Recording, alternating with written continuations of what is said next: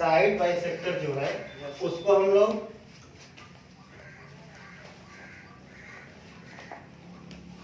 Perpendicular side bisector कह सकते हैं।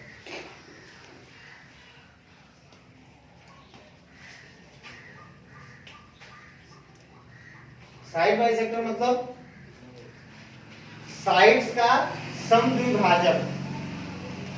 साइड बाइसेक्टर को समझ लीजिए कि साइड को एक ऐसा लाइन सेगमेंट, एक ऐसा लाइन सेगमेंट जो भी समझिए, वह किसी भी साइड को दो इक्वल पार्ट में डिवाइड करता है। तो दो इक्वल पार्ट में डिवाइड कब करेगा? जब वह मिड पॉइंट से होकर जाएगा।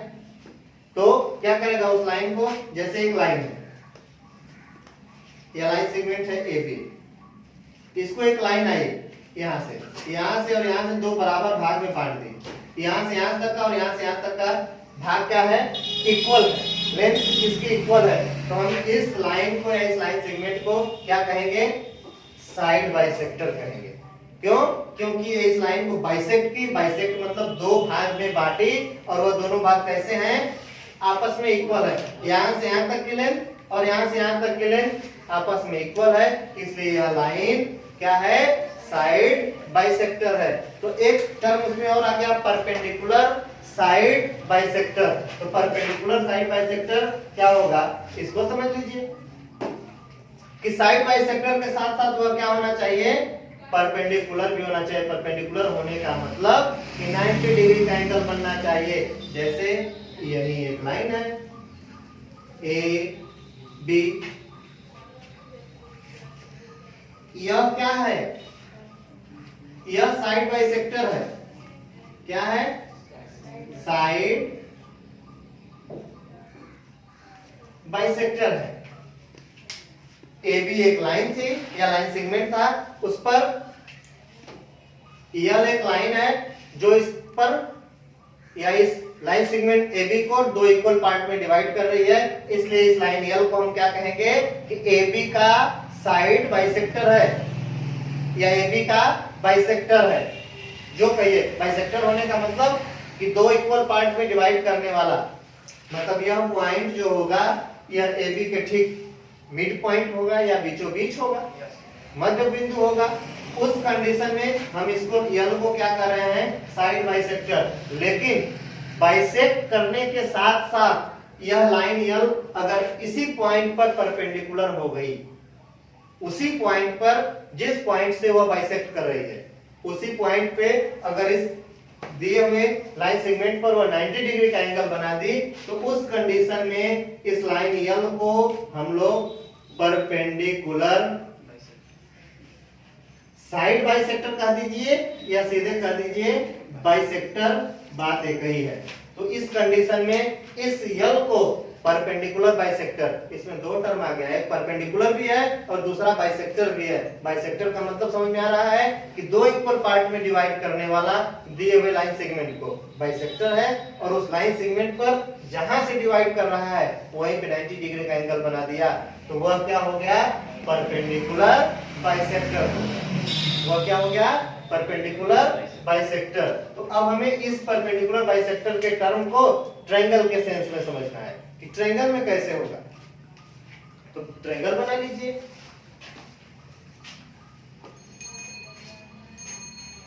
तो इसकी डिफिनेशन क्या हो जाएगी? A line segment passing through the midpoint of a sides and perpendicular at that point is called perpendicular bisector, या a line segment which bisect the sides of a triangle and perpendicular and it. लिख लीजिए, a line segment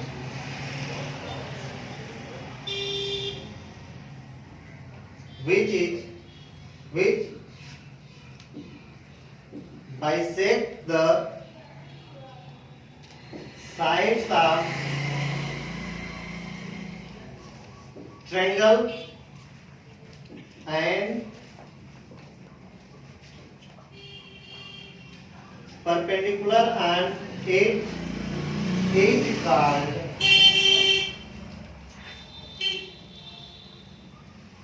perpendicular side bisector of a triangle. A line segment which bisect the side, तीन side होती हैं, किसी भी side को bisect करे, जैसे ट्रायंगल बना लीजिए, A B C, A B C एक ट्रायंगल है। इस ट्रायंगल में तीन side A B B C C A. हम क्या पढ़ रहे हैं? परपेंडिकुलर साइड बाइसेक्टर कहिए या perpendicular bisector of A triangle कहिए। तो perpendicular bisector of A triangle का मतलब कि हम सीधे समझ जाएंगे कि साइड के बाइसेक्टर को ही कहा जा रहा है परपेंडिकुलर बाइसेक्टर। ठीक, तो क्या हो गया? कह रहा है कि line segment which bisect the side of A triangle and perpendicular on it, मतलब जहां से बाइसेक्ट कर रहा है वहीं पे परपेंडिकुलर भी होना चाहिए। जैसे हम एक परपेंडिकुलर खींच दिए, यह देखिए, यह जो लाइन ड्रा किए हैं, यह जो लाइन हम ड्रा किए हैं, यह लाइन क्या कर रही है? बीसी को बाइसेक्ट कर रही है। बीसी को बाइसेक्ट कर रही है, मतलब बीसी को दो इक्वल पार्ट में डिवाइड कर रही है। और हम क्या देख रहे हैं कि यह लाइन परपेंडिकुलर भी है। परपेंडिकुलर होने का मतलब क्या होता है कि सामने वाली साइड पर या जिसका बाइसेक्टर ड्रा किए हैं उस पर 90 डिग्री का एंगल बनाए। तो यह क्या कर रही है? बाइसेक्ट तो कर ही रही है, साथ साथ यह 90 डिग्री का एंगल बना रही है। इस वजह से इस चीज को हम क्या कर देंगे? परपेंडिकुलर बाइसेक्टर पे। इसी को कहते हैं परपेंडिकुलर बाइसेक्टर। इसी तरह से इसका भी परपेंडिकुलर बाइसेक्टर हो सकता है, इसी तरह से इसका भी परपेंडिकुलर बाइसेक्टर हो सकता है। तीनों साइड्स का हम परपेंडिकुलर बाइसेक्टर ड्रा कर सकते हैं।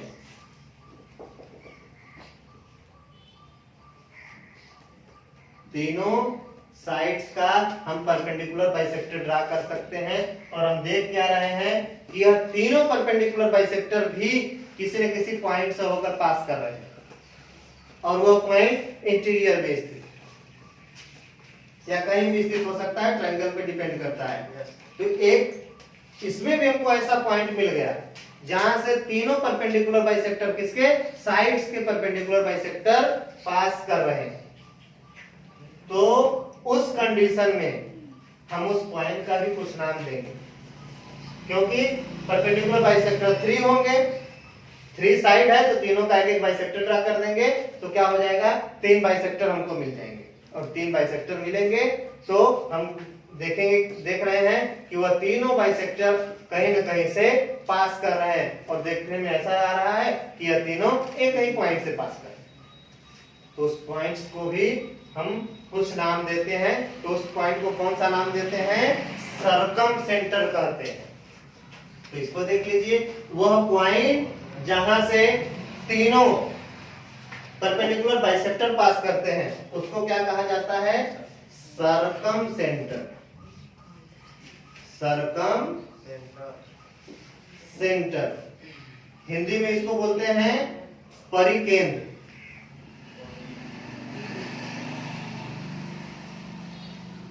क्या कहा जाता है?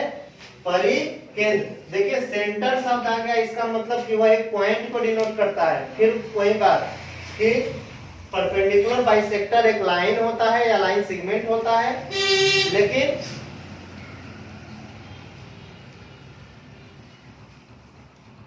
Centre intersecting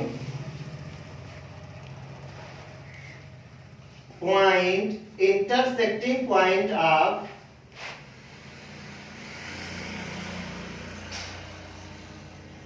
perpendicular side bisectors is called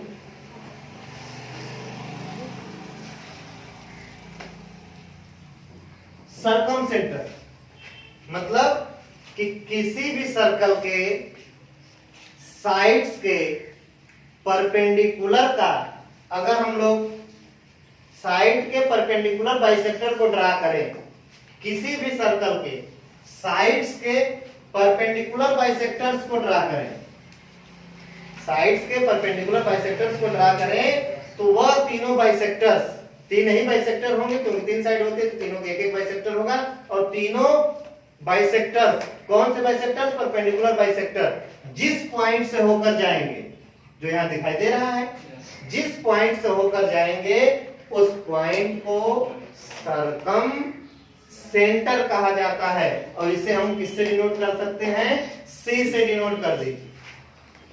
तो सरकम सेंटर समझ में आया कि क्या है? सरकम सेंटर है कि वह पॉइंट जहां से तीनों साइड्स के परपेंडिकुलर बाइसेक्टर पास करते हैं, वह पॉइंट क्या कहलाता है? सरकम सेंटर। परपेंडिकुलर बाइसेक्टर एक लाइन सेगमेंट, लेकिन सरकम सेंटर एक पॉइंट है। और वह कैसा पॉइंट है? जहां से तीनों परपेंडिकुलर बाइसेक्टर पास कर रहे हैं। तो इस सरकम सेंटर से हम लोग एक सर्कल भी ड्रा कर सकते हैं, और सर्कल ड्रा करने के लिए देखिए हमको चाहिए एक रेडियस। सर्कल ड्रा करने के लिए हमको चाहिए रेडियस। तो हम क्या करते हैं? इस सर्कम सेंटर से किसी भी एक वर्टेक्स की डिस्टेंस ले लेते हैं, किसी भी एक वर्टेक्स की डिस्टेंस ले लेते हैं। जैसे यहां से यह डिस्टेंस ले लें, या यहां से यह डिस्टेंस ले लें, या यहां से यह डिस्टेंस ले लें, कुछ भी कोई भी डिस्टेंस एक ले लेंगे, उस हिसाब से हमारा सर्कम सेंटर आता ही है। भले फिगर में थोड़ा बहुत इधर उधर हुआ हो, लेकिन जब हम रियल में बनाएंगे तो हमारा ऐसा सर्कम सेंटर, मतलब सर्कम सेंटर ऐसे पोजीशन पे आएगा कि उस पोजीशन से तीनों वर्टेक्स की डिस्टेंस समान होगी। उस सी से, सी मतलब सर्कम सेंटर से जो भी तीनों वर्टेक्स है एबीसी, ठीक, उस वर्टेक्स की या उस सर्कम सेंटर की जो डिस्टेंस है वह क्या होगी? हर बार समान होगी। और यहां से कोई भी एक डिस्टेंस लेके हम इस तरह से एक सर्कल ड्रा कर देंगे। क्या ड्रा कर देंगे? सर्कल ड्रा कर देंगे। किससे? कौन से पॉइंट से? हम सेंटर माने किसको? सर्कम सेंटर को एक फिक्स पॉइंट मान लिए, और वहां से किसी भी वर्टेक्स की डिस्टेंस ले लिए, तो हम क्या देखें कि एक सर्कल बनता है, और वह ऐसा सर्कल है जो तीनों वर्टेक्स को टच करते हुए जाता है। और जो ट्रायंगल हमारा था, जिसका हम लोग परपेंडिकुलर बाइसेक्टर खींचे थे, जिसका हम सर्कम सेंटर खींचे थे, वह सर्कल, वह ट्रायंगल सर्कल के अंदर आ जाता है। इसको मतलब हम यह कह सकते हैं कि ऐसा सर्कल जो ट्रायंगल के बाहर बाहर मतलब वर्टेक्स को छूते हुए जाए, उस सर्कल को हम लोग क्या नाम दे देते हैं? सर्कम सर्कल कहते हैं। सर्कल को सर्कम सर्कल कहते हैं, और उस सेंटर को, उस सर्कल के सेंटर को, मतलब जो भी सेंटर हम ड्रा किए हैं परपेंडिकुलर बाइसेक्टर के इंटरसेक्टिंग पॉइंट को सर्कम सेंटर कहते हैं, और उस सेंटर से जो हम सर्कल ड्रा करते हैं उस सर्कल को सर्कम सर्कल कहा जाता है। और यह सर्कम सेंटर कहां से मिलता है? Perpendicular bisector. तो परपेंडिकुलर बाइसेक्टर के इंटरसेक्टिंग पॉइंट को सर्कम सर्कल, परपेंडिकुलर बाइसेक्टर के इंटरसेक्टिंग पॉइंट को सर्कम सर्कल, और सर्कम सेंटर, और सर्कम सेंटर से एक डिस्टेंस ले लिए कहां से कहां तक? सर्कम सेंटर से किसी एक वर्टेक्स की डिस्टेंस लेके लंगड़ा प्रकार की सहायता से, कंपास की सहायता से आप एक सर्कल ड्रा करिए, और वह सर्कल तीनों वर्टेक्स को टच करते हुए जाएगा। तो यह जो सर्कल बनेगा, उस सर्कल को हम लोग सर्कम सर्कल के नाम से जानते हैं। और इतना ही आपका यह आर्थो सेंटर है, और बस।